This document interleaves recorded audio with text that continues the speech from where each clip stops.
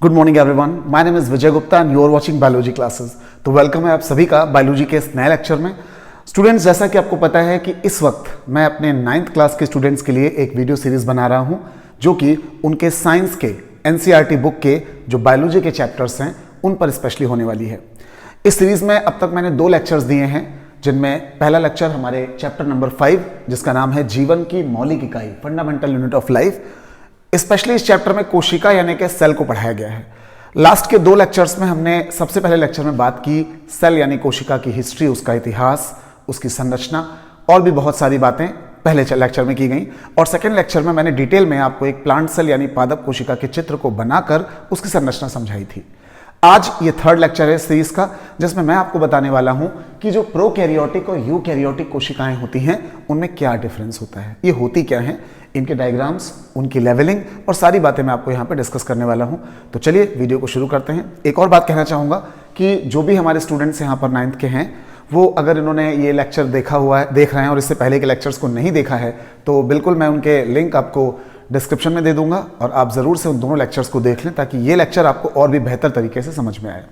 ये क्वेश्चन आपके एग्जाम के लिए बहुत इंपॉर्टेंट है और साथ ही साथ आपको बता दूं कि ये सिर्फ 9th के स्टूडेंट्स के लिए नहीं, हमारे आगे की क्लासेस के जो स्टूडेंट्स हैं जैसे 10th में, 11th में, बीएससी में या फिर जो स्टूडेंट्स नीट या किसी अदर एग्जाम की प्रिपरेशन कर रहे हैं उनके लिए भी बहुत इंपॉर्टेंट है, क्योंकि कई सारे कॉम्पिटिशन्स में इससे सवाल पूछे जाते हैं। तो चलिए बिना देर के शुरू करते हैं टॉपिक को। तो कोशिका क्या होती है ये हमें पता है। जिस तरीके से एक मकान बना होता है छोटी छोटी ईंटों से, वैसे ही हमारा शरीर बना होता है छोटी छोटी कोशिकाओं से। सिर्फ हमारा शरीर ही नहीं, दुनिया में जितने भी सजीव, जितने भी लिविंग हैं, सबका शरीर बना होता है छोटी छोटी कोशिकाओं से।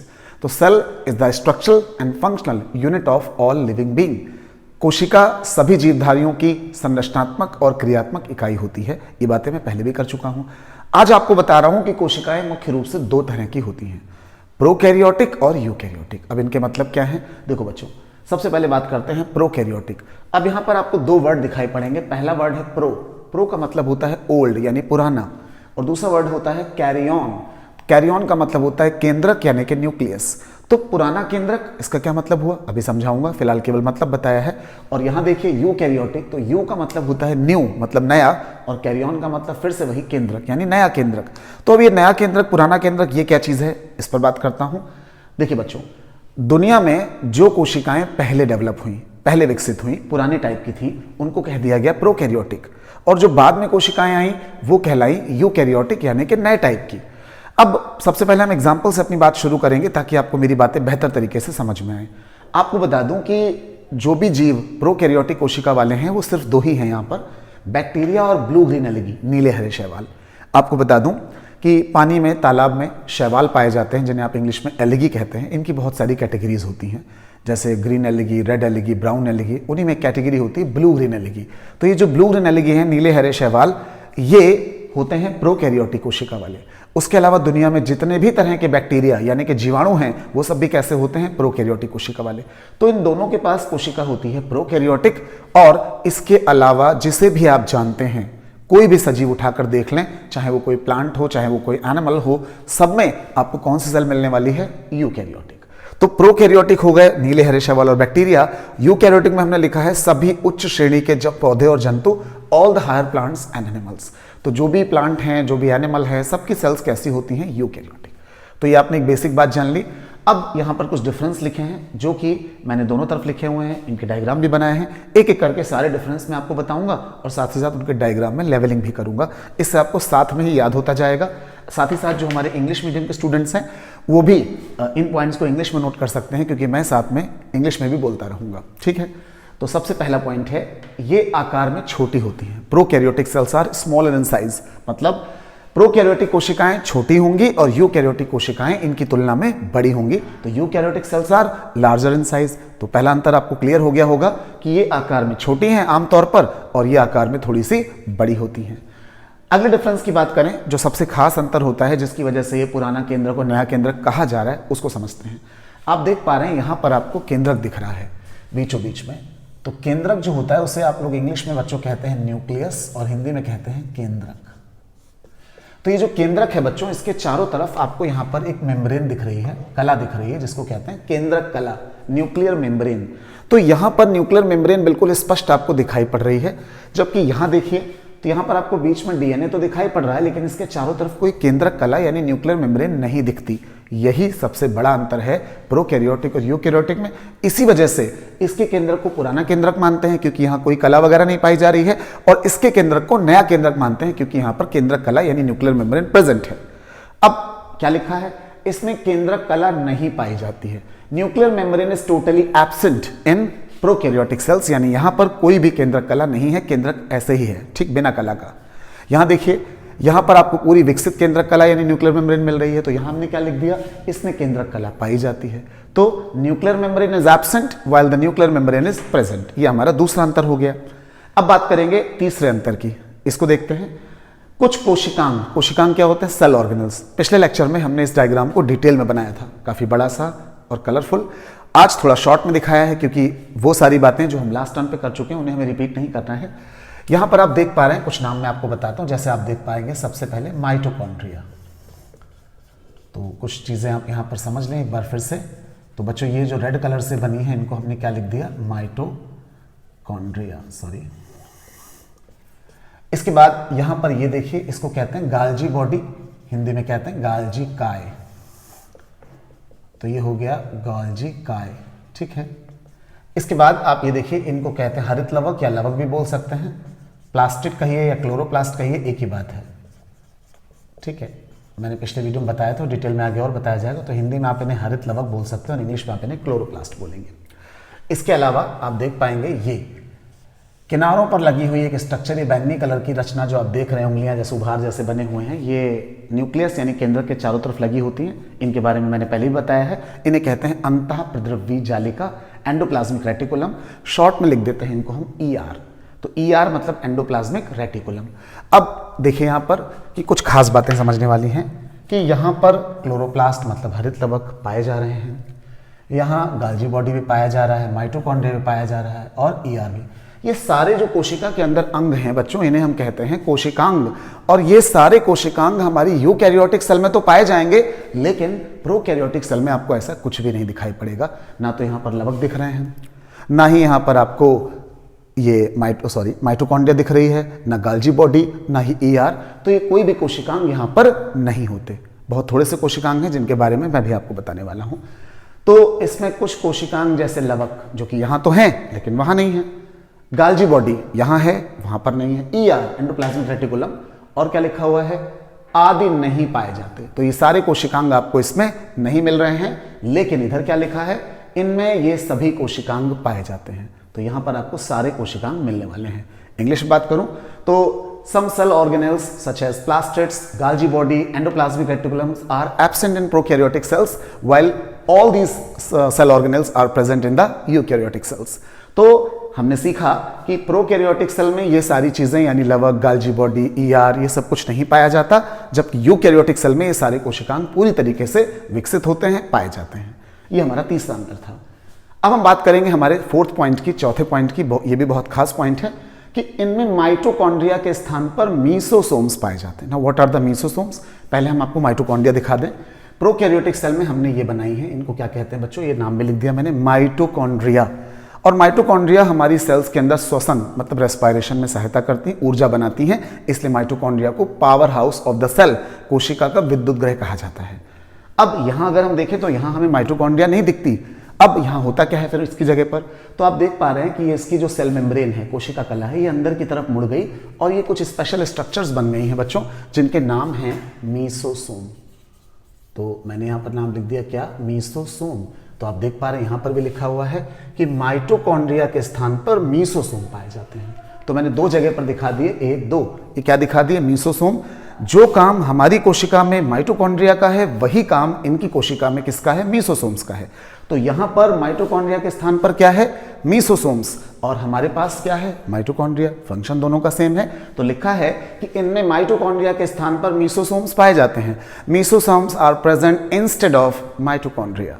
और यहां पर क्या लिखा है कि इनमें माइटोकॉन्ड्रिया पाई जाती है। तो mitochondria is present in the eukaryotic cell. ये हमारा अगला पॉइंट हो गया। अब हम आ जाते हैं अगले पॉइंट पर पॉइंट नंबर 5 इसको देखते हैं। इनका राइबोसोम 70S के होते हैं और यहां लिखा है इनमें राइबोसोम 80S के होते हैं। तो अब ये क्या कहानी है, आइए बात करते हैं। सबसे पहले तो हम देखते हैं राइबोसोम है कहां पर। तो बच्चों ये देखो, ये रेड कलर के जो ER के किनारों पर लगे हुए हैं प्लस जो ऐसे ही पड़े हुए हैं, इनको हम कहते हैं बच्चों राइबोसोम। और ये हमारी कोशिका के सबसे छोटे कोशिकांग, स्मॉलेस्ट सेल ऑर्गेनेल होते हैं। अब ये जो राइबोसोम है स्टूडेंट्स, ये 2 तरह के होते हैं। आगे जब मैं आपको राइबोसोम का टॉपिक अलग से पढ़ाऊंगा या आप आगे के क्लासेस में देखेंगे तो आप पाएंगे कि डिटेल में बताया जाता है। मैं भी बताता हूं कि राइबोसोम 2 टाइप के होते हैं, 70S और 70S। अब आपके दिमाग में होगा कि ये 70 क्या है, 80 क्या है और ये S क्या है। तो इसको हम बहुत शॉर्ट में अगर समराइज करें आपके लिए, क्योंकि आपके 9th लेवल पर ये थोड़ा ज़्यादा हो जाएगा, फिर भी कुछ बच्चे बहुत क्यूरियस होते हैं तो उन्हें पता होना चाहिए, तो आपको क्लियर कर दूं कि राइबोसोम की स्टडी करने के लिए बच्चों एक मशीन का इस्तेमाल करते हैं। बहुत शॉर्ट में बता रहा हूं आपको ये, जिसे अल्ट्रा सेंट्रीफ्यूज मशीन कहते हैं। इस मशीन में राइबोसोम का घोल बनाकर डाल देते हैं, इसमें एक वायर लगा होता है, उसे प्लग लगाकर स्विच ऑन करते हैं तो मशीन तेजी से रोटेट करती है और जिस बर्तन में, जिस टेस्ट ट्यूब में आपने राइबोसोम को रखा है वो भी रोटेट करता है। तो लगातार घूमने की वजह से क्या होता है कि जो हल्की चीज़ें होती हैं वो ऊपर आ जाती हैं। आपको पता है जैसे हम लोग अपने घरों में क्रीम निकालते हैं दूध से, तो वैसे ही होता है कि राइबोसोम जो होते हैं वो मशीन की तली में बैठ जाते हैं, सेडिमेंट में बैठ जाते हैं। जिस स्पीड पर राइबोसोम तली में बैठते हैं उस स्पीड को बोला जाता है अवसादन गुणांक, इंग्लिश में कहते हैं सेडिमेंटेशन कॉफिशिएंट, जिसे हम S से प्रेजेंट करते हैं और S का फुल फॉर्म होता है सेवेडबर्ग यूनिट। तो ये जो S है ये बताता है कि राइबोसोम कितनी स्पीड पर नीचे बैठा है। तो जो राइबोसोम 70 की स्पीड पर नीचे बैठ जाएंगे उनको 70S का राइबोसोम कह दिया जाएगा और जो राइबोसोम 80 की स्पीड में नीचे बैठ जाएंगे उन्हें हम 80S का राइबोसोम कहेंगे। इसका आपके 9th क्लास से कोई लेना देना नहीं है, अभी बहुत हाई लेवल बात हो गई आपके लिए, लेकिन फिर भी मैंने बता दिया क्योंकि कुछ बहुत ही क्यूरियस और जीनियस टाइप के स्टूडेंट्स भी मेरे वीडियो को देख रहे होंगे, तो बिल्कुल उन्हें भी ये बात पता होना चाहिए क्योंकि वो बहुत क्यूरियस होते हैं। बिल्कुल उनके दिमाग में चलता रहेगा कि ये सर ये 70S क्या है, 80S क्या है, इस वजह से मैंने आपको बता दिया। वैसे 11th वालों को बताता हूँ ये सब बातें। सो यहाँ पर आप देख पा रहे हैं ये राइबोसोम्स हैं, दीज आर द राइबोसोम्स। और ये राइबोसोम्स बच्चों मैंने अभी आपको बताया कैसे होते हैं, 70S के होते हैं। और यहाँ पर जो राइबोसोम्स पाए जा रहे हैं वो कैसे हैं, 80S के। ठीक है, तो राइबोसोम्स के डिफरेंस को हमने यहाँ पर लिख दिया कि यहाँ राइबोसोम कैसे हैं, 70S के, the ribosomes are of 70S। और यहाँ क्या है, राइबोसोम 80S के होते हैं, the ribosomes are of 80S। तो ये हो गए 5 अंतर हमारे। अब हम बात करते हैं लास्ट वाले डिफरेंस की। इसमें क्या देखेंगे, लास्ट डिफरेंस में हम देख पा रहे हैं कि इनका डीएनए वृत्ताकार होता है। इसका क्या मतलब है, देखो बच्चों डीएनए तो आपको दिख रहा है। अभी जो डीएनए होता है ये गोल गोल घूमकर चाहे जहां भी घूमकर जाएगा लेकिन फाइनली एक ही जगह पे जाके मिल जाएगा। यानी अगर इसको आप अलग करेंगे तो ये एक वृत्त जैसा बनाएगा, सर्कल टाइप का बनाएगा। तो हमने कह दिया कि डीएनए वृत्ताकार है, द डीएनए सर्कुलर। ठीक, इधर आ जाइए, अगर यूकैरियोटिक सेल की बात करें तो यहाँ डीएनए सर्कुलर नहीं होता, यहाँ पर जो डीएनए होता है वो लीनियर होता है, मतलब उसके 2 किनारे जो होंगे वो जुड़े नहीं होंगे, वो सीधे स्ट्रेट रहेंगे अगर उन्हें अलग करके सीधा करें तो इस तरह से यहाँ डीएनए कैसा हो गया, वृत्ताकार, मतलब गोलाकार कह लीजिए, वृत्ताकार कह लीजिए, इंग्लिश में सर्कुलर। और यहाँ पर कैसा हो गया, लीनियर, मतलब रेखा के आकार में रेखीय होता है। ये हमारा छठा और आखिरी अंतर मैंने आपको बताया। अब एग्जाम्पल मैंने आपको पहले ही बता दी थी, बैक्टीरिया और नीले हरे शैवाल, और यहाँ पर सभी हायर प्लांट और एनिमल। तो ये अंतर तो आपने समझ लिए। इसके अलावा यहाँ पर कुछ प्रोकैरियोटिक सेल में चीज़ें बची हुई हैं जो आपको नहीं पता हैं, जो मैं आपको बताने वाला हूँ। यहाँ पर जितनी बातें हैं ये मैंने पिछली वीडियो में आपको बता ही दी हैं, तो मैं केवल आपको अभी प्रोकैरियोटिक सेल के कुछ लेवलिंग जो हैं वो करके और इनके स्ट्रक्चर के बारे में थोड़ी सी बातें और समझा देता हूं। आगे की क्लासेस में जब आप बैक्टीरिया को डिटेल में पढ़ेंगे, ये मैंने एक बैक्टीरिया का ही डायग्राम बनाया हुआ है। अब चूंकि यहाँ पर हम प्रोकैरियोटिक सेल की बात कर रहे हैं तो बैक्टीरिया को बना दिया गया है, तो इनकी जो ये सेल है इसमें क्या क्या चीज़ें होती हैं ये बात कर लेते हैं। आपने एक चीज़ तो देख ही ली, मेसोसोम। इसके अलावा और क्या क्या दिख रहा है आपको, ये देखिए जो ब्लैक कलर से है इसको कहते हैं कोशिका कला, मतलब सेल मेम्ब्रेन। सेल मेम्ब्रेन यहाँ भी है, वहाँ भी है। इसके अलावा अंदर जो लिक्विड भरा होता है उसको कोशिका द्रव्य कहते हैं, मतलब साइटोप्लाज्म। बाहर की तरफ ये जो रेड कलर का आवरण आप देख रहे हैं बच्चों, इसे कहते हैं कैप्सूल। ये क्या होती है, जब कभी बैक्टीरिया के जीवन में कोई विपरीत परिस्थिति आती है, एडवर्स कंडीशन, तो खुद को बचाने के लिए अपने चारों तरफ एक कैप्सूल बना लेता है। वो कैप्सूल इसकी रक्षा करती है जब तक अनुकूल परिस्थितियां लौटकर नहीं आती, और जैसे अनुकूल परिस्थितियां आती हैं ये कैप्सूल को तोड़कर बाहर आ जाता है। तो कैप्सूल ये अपने जीवन की रक्षा के लिए बनाता है। इसके अलावा ये बहुत इंपॉर्टेंट चीज़ आपको दिख रही होगी, इसको हम कहते हैं फ्लैजिला, कशाभिका। इसकी मदद से बैक्टीरिया तैरता है, मतलब लोकोमोशन करता है। इसके अलावा आपको ये ग्रीन कलर के स्ट्रक्चर दिख रहे हैं, इनको हम फिम्ब्री कहते हैं। ये भी इसको तैरने में मदद करते हैं। प्लस एक बहुत इंपॉर्टेंट चीज आप देख पा रहे हैं सेंटर में क्या दिख रहा है आपको, डीएनए। तो ये डीएनए है, इसे आप क्रोमोसोम कहिए, डीएनए कहिए, कुछ भी कहिए, जैसे अभी मैंने आपको बताया था, ये वृत्ताकार होता है, सर्कुलर होता है। अब एक चीज जो ये बनी है ब्राउन कलर से, इसको जरा अच्छे से समझ लें आप लोग, ये होती है बच्चों प्लाज्मिड। अब ये प्लाज्मिड क्या चीज है, ठीक है। कभी कभी क्या होता है कि बैक्टीरिया के डीएनए से एक दो टुकड़े टूटकर अलग हो जाते हैं, और बैक्टीरिया के डीएनए के इन छोटे छोटे टुकड़ों को हम प्लाज्मिड कहते हैं। तो सिंपली अगर आपसे कोई पूछता है व्हाट इज प्लाज्मिड, क्या होता है प्लाज्मिड, तो आप क्या बताएंगे? मैं दोनों लैंग्वेजेस में बोल के बताता हूं कि कभी कभी बैक्टीरिया के डीएनए से कुछ खंड टूटकर अलग हो जाते हैं जो डीएनए की भांति ही कार्य करते हैं, उन टुकड़ों को हम प्लाज्मिड कहते हैं। और किसी भी बैक्टीरिया में प्लाज्मिड का होना या ना होना ये बिल्कुल ज़रूरी नहीं है, हो भी सकते हैं और नहीं भी हो सकते हैं। और आजकल बहुत ज़्यादा इनका इस्तेमाल किया जाता है बायोटेक्नोलॉजी में, ये सब आप आगे पढ़ोगे। तो मैंने कहा प्लाज्मिड के बारे में, what is plasmid? Sometimes the DNA of bacteria breaks into small fragments which are known as plasmid, and these plasmids are similar to DNA and it is not essential the presence of plasmid inside the bacterial cell.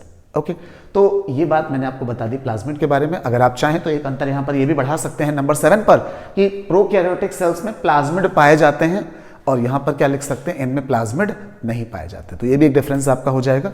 But I think exam में 5-6 difference लिखने के बाद, example लिखने के बाद और diagram बनाने के बाद आपके पास समय ही नहीं बचेगा कि आप कुछ और लिख पाएँ। लेकिन फिर भी आपको पता होना चाहिए कि प्लाज्मिड यहाँ पर हैं और यहाँ पर नहीं है। तो इस लेक्चर में मैंने आपको बताया कि क्या डिफरेंस होते हैं डीएनए और क्या डिफरेंस होता है प्रोकैरियोटिक और यूकैरियोटिक सेल में। उम्मीद कर रहा हूं कि सारे डिफरेंस आपको अच्छे से समझ में आ गए होंगे। फिर भी अगर आपका कोई कंफ्यूजन है, कोई क्वेरी है, कुछ पूछना चाहते हैं तो बिल्कुल आप कमेंट सेक्शन में पूछ लें। और साथ ही साथ मैं ये जरूर जानना चाहूँगा आपसे कि आपको कौन कौन से ऐसे टॉपिक्स हैं जिन पर आप वीडियो चाहते हैं, लेक्चर चाहते हैं, मुझे कमेंट सेक्शन में बताइएगा। मैं पूरी कोशिश करूंगा आपके द्वारा बताए गए टॉपिक्स पर अपनी वीडियोस बनाने की। तो मिलते हैं इसी सीरीज के अगले लेक्चर में, जिसमें मैं आपको बताऊंगा प्लांट सेल और एनिमल सेल, यानी पादप कोशिका और जंतु कोशिका, इन दोनों में क्या अंतर होता है। तो ठीक है, यहाँ पर फिलहाल इतना ही। आगे मिलेंगे जल्द ही एक नए लेक्चर के साथ में। Thanks for watching, have a good day.